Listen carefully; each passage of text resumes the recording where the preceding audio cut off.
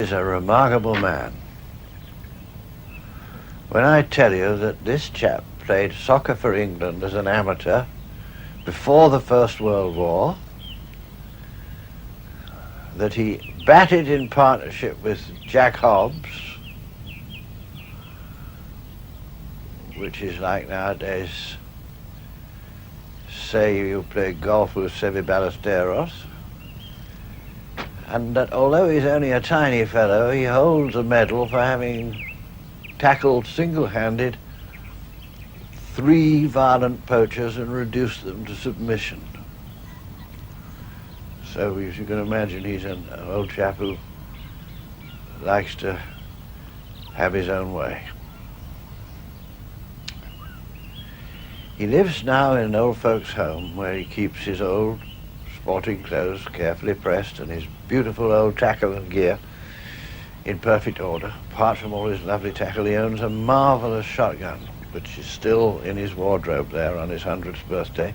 His son's been trying to get it off him for some time, saying to him, "I think it would be safer if you let me took it home." And he says, "Don't be silly, I might need it."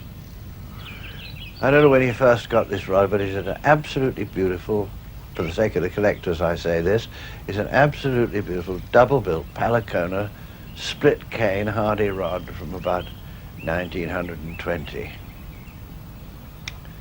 And he's determined to put it together himself.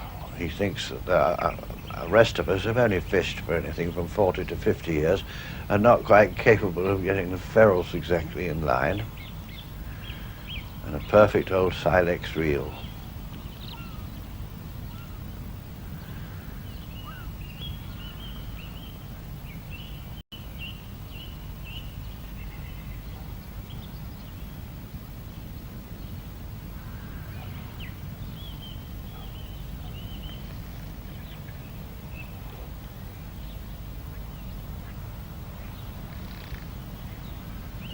A big old plaited heavy silk line.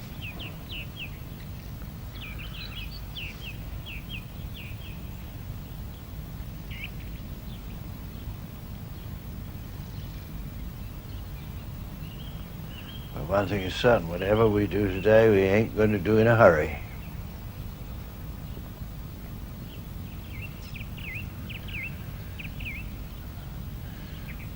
Now he's giving instructions to get his casts out. He's good at giving instructions. And the cast in question, believe it or not, are tapered casts tied up with real silkworm gut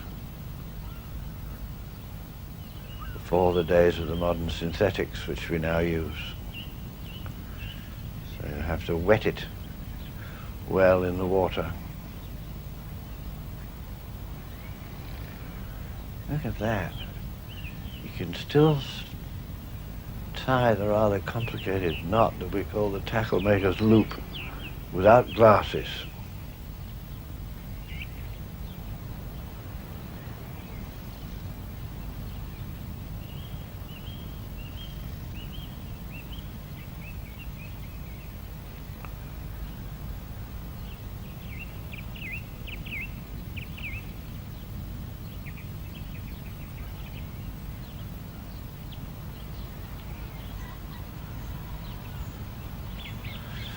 Marvelous to see the way the thing was done in 1920 with the exact tackle that he used in 1920, and he's never seen fit to alter since. It'll be a medium-sized fly, I suppose, because we're in the middle of the season, and he can tie that on without difficulty too.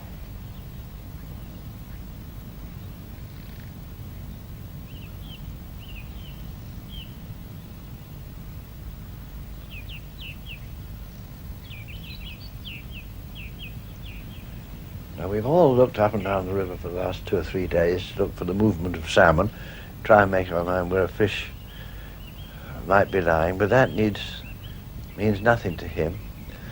"I will show you," he said, "where a fish will be lying on this stretch at this time of the year."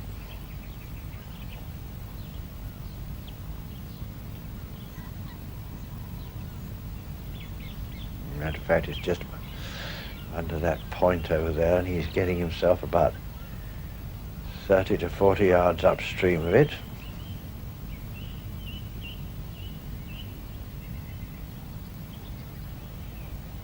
Now this will interest fishermen.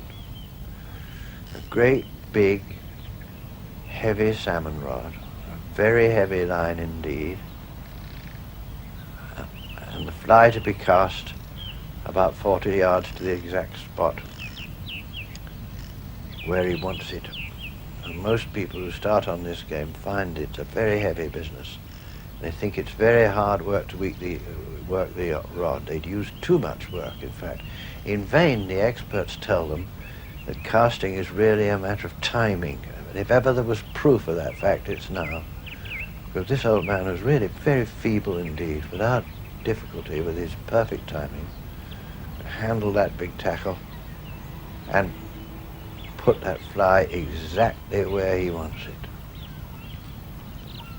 It's dropping right off the point where he wants it, and he's going to swing it round with the current, and you see him work his fly in the way he wants it to move in order to entice the salmon. And indeed he moved the salmon. He moved the salmon. It rolled over to his thing, but he didn't catch it. So then he decided he'd have to sit down. He sat down and he went to sleep while I looked through his flies. Marvelous set of flies, from the biggest of the deep water flies right round to the tiny greased line flies for summer, all tied by him over his lifetime. When he got up, and I'm glad he did get up because he looked to me as if he was sleeping very deep, he decided that he was going to spin for it. So we put away the fly tackle and we got out equally beautiful spinning tackle. Once again, a hardy LRH spinning rod about 50 years ago, one of the classics, and the famous Jock Scott reel,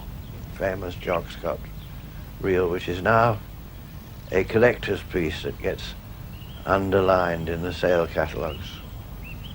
As far as he's concerned, it's still the reel he fishes with. And he spun for that salmon just as well as he cast a fly for that salmon. And once again he moved it. Once again it swung round to his bait, but he didn't take it. And by then, once again, he was very nearly done for. And it wasn't long in this that he decided he would sleep again. And this time he slept a long time, very white-faced. And we thought, well, that's enough of that. So we took him over to the trout lake nearby, and we persuaded him that his object today was to land a fish, and we'd make sure he did, but he must let us fish for it. So he agreed finally to rest, and he sat and watched, but he told us very strictly how to do it, and grumbled at us because we were a bit slow in getting one on. And finally we had one on, and his time came. He was very, very, very tired now. I suppose the truth is this is going to be the last day's fishing of his life, and he's going to stick it until it comes off. And there he is with quite a heavy trout on, and the old look of excitement comes in his face, and he keeps the tension just exactly right, even though it's his tackle he never touched till this moment, somebody else's tackle. All right. You feel the excitement of that fish throbbing on the end as he's felt for probably 85 years. And when it came to netting it, he knew exactly how to do it. Don't you move the net, he said, or you'll knock him off. You keep the net where it is, I'll bring the fish over the net. I'll tell you when to lift the net. You do as I tell you. And there it was. On the 100th day of his life,